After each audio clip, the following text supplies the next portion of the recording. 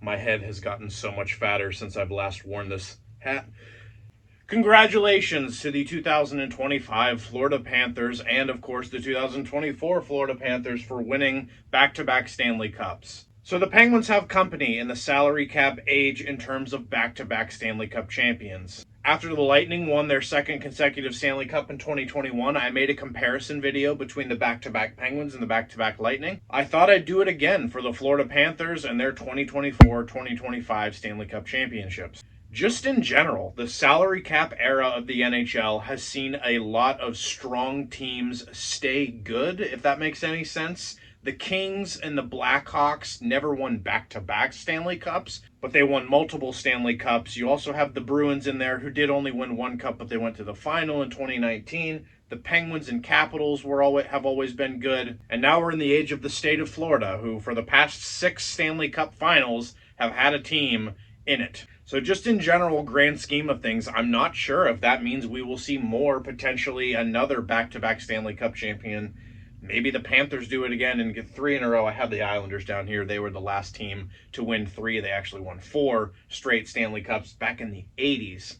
The Panthers, obviously a team that never won a Stanley Cup before, are now in a golden age of hockey in their franchise. I really do think Alexander Barkov is easily probably the best player in their franchise's history now, given what he has done. How many Hall of Famers are on that team in the future? Like, is Marchand a Hall of Famer? Leaning towards yes. Barkov leaning towards yes. Bobrovsky leaning towards yes. A lot of great players. It's been nearly a decade since the Penguins won their first of back-to-back Stanley Cups, and of course the current state of the Penguins are nowhere near what they were. How many Hall of Famers are on those teams? Well, we know Fleury will end up there. Crosby and Malkin are still playing. Kessel's done playing, but does he make it into the Hall? Blah, blah, blah. Enough rambling. Let's go into the actual data of what these teams did. In 2016-17, Pittsburgh Penguins won the Stanley Cup. Their path there, they beat the Rangers in 5 games, the Capitals in 6 games, the Lightning in 7 games. I don't have enough Tampa Bay Lightning logos to do, so I had to draw them. And the San Jose Sharks in 6 games. They won the Cup in San Jose. One minor thing I want to mention in comparing these two teams, I'm a little jealous of Florida because in both of their Stanley Cups, they won them on home ice. In every single one, not just these 2 Stanley Cups, in every Stanley Cup of the 5 that the Penguins have won, they've won it on the road. Not that I'm not happy that they won, but it'd be so fun to win it in Pittsburgh. 2016 cap hit for the Penguins. My numbers are a little, they could not be entirely accurate because I miss cap friendly so much. The salary cap for the entire National Hockey League that year was $71.5 million. The Penguins were at $62.5, so they still had a lot of room to spend. And then another thing that I'm adding to this video that I didn't do back in the Lightning video, I wanted to point out players that only played on one of the back-to-back teams. So for the 2016 run, the Penguins technically only had Chris Letang that year because he was hurt in the 2017 playoffs and did not play. Ben Lovejoy was on that team, was not on the 2017 team, and Eric Fair. 2016 leaders, Kessel, 24 games played, 10 goals, 12 assists, 22 points. Should he have won the Conn Smythe? Crosby, 6 goals, 13 assists, 19 points in 24 games. Malkin missed a game, 23 games played, 6, 12, 18. And Nick Bonino was in the top 4 of Penguins scoring in the playoffs. Currently now an assistant coach for the Penguins. Had 4 goals, 14 assists, 18 points. Matt Murray, our most notable goaltender, 21 games played, a .923 save percentage. He was obviously the goaltender for the Penguins that year. It was different in 2017. With the Panthers, they had one guy for both of these years, and if they do it again next year, it's going to be him as well. And then real quick, in 2017, the Penguins, of course, repeated. They beat the Blue Jackets in 5 games, the Capitals in 7 games, so they play the Capitals again. The same thing happens with the Panthers in playing the Lightning. So one of the biggest rivals for both of these teams needed to be gone through to make it to the Cup. They beat the Senators in double overtime of Game 7 with Chris Kunitz scoring, and then they beat the Predators in 6 games, again winning the Cup away from home. Their cap hit was $72.5 million of a $73 million cap ceiling, so they were right up against the cap that year. And players that were only on the 2017 roster include Jake Gensel, which is a huge name. He came up and was a rookie that year. Ron Hainsey, who was acquired at the deadline, and Carter Rowney. 2017 leaders, Malkin, 25 games played, 28 points. Crosby, 24 games. I believe it was the Ottawa series where he missed a game.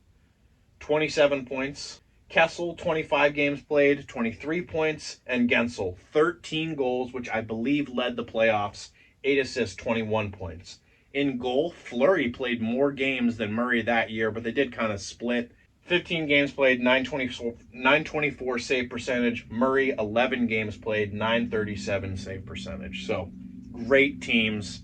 On to the Panthers. The 2024 Panthers beat the Lightning in 5 games, the Bruins in 6 games, the Rangers in 6 games in the Eastern Conference Finals, and then they held a 3-0 series lead against the Edmonton Oilers in the Stanley Cup Final. They blew it, but they were able to still win in Game 7, winning their first Stanley Cup in franchise history. Their cap hit for that season, the cap was at $88 million. They were up against it with $87.3 million. Again, these numbers could be a little bit off. Players that were only on the 24 roster include Vladimir Tarasenko, Oliver Ekman-Larsson, and Brandon Montour.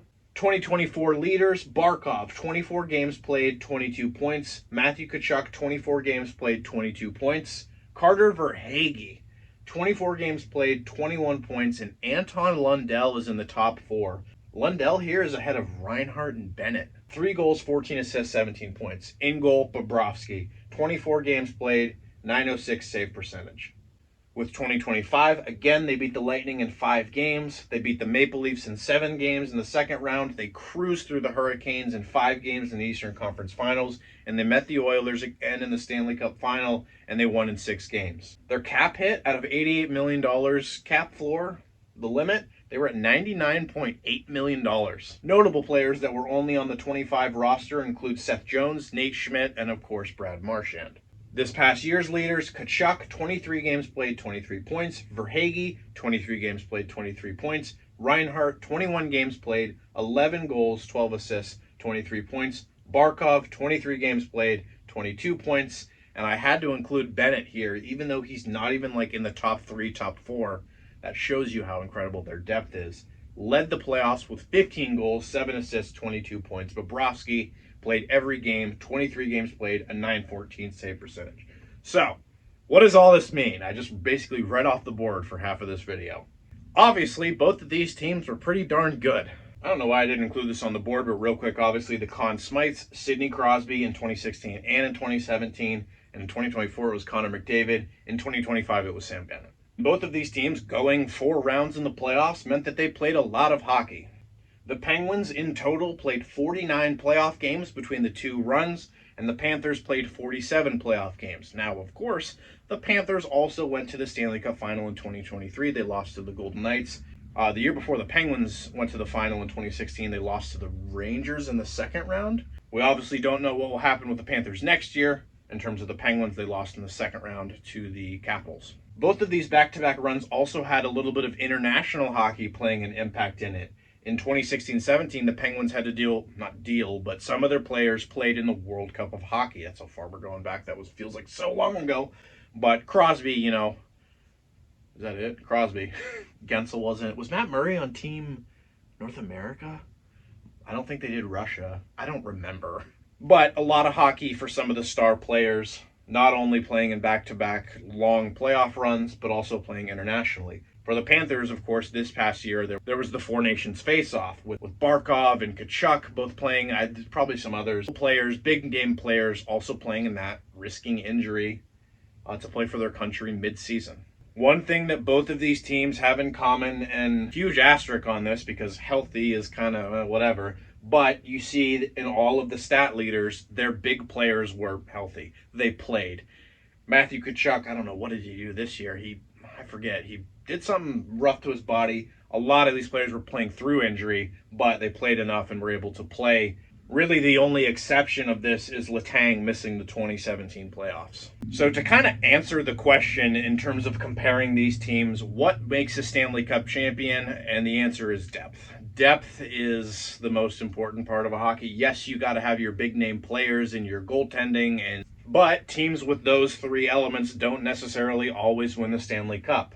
The Oilers obviously had stud centermen and a decent couple of defensemen, didn't have the goalie, but what they really lacked was depth. I didn't obviously include every single player that played for both of these teams. When you see guys like Nick Bonino, Anton Lundell, and Carter Verhaeghe show up in your top 5 in scoring in the playoffs, that means wonders to help out the guys like Kachuk and Barkov and Malkin and Crosby. I don't think it's a controversial thing to say when you compare both of these teams that Sidney Crosby and Evgeny Malkin are the best players of both of them. But when you look at the Panthers' depth, they had 9 players this past year have 15 or more points in the playoffs. That is absurd. Now, the fun part of this video, at least to me, I went back and I went through every roster for all 4 of these years of these teams, as well as the Lightning.